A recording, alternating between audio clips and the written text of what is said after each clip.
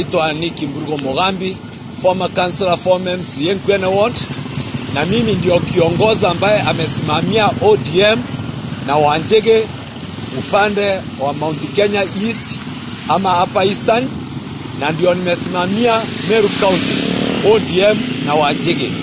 Na mimi nimesimama hapa nikiwaambia watu leo tuwa na kiongozi wa Mount Kenya ambaye ndio Wanjege na ambaye ndio wa pekee yake ambaye ameichiza kiti kushindana na Raila Amolo Odinga kwa chama ya ODM ambaye watakuwa na nomination.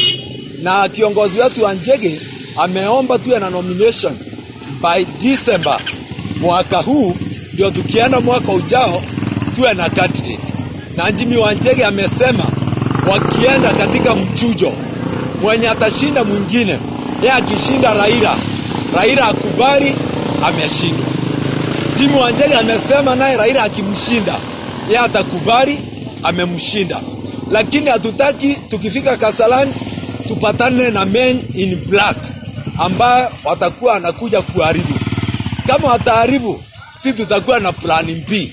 Lakini ikienda venye ipasavyo, hatutakuwa na plan nyingine.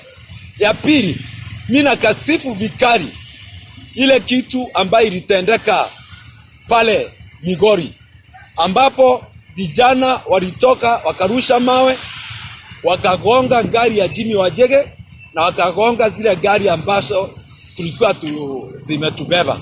Mimi mwenyewe nilikuwa huko, ndio nilikuwa nimesimamia coordinators wa Mount Kenya region, na pali yote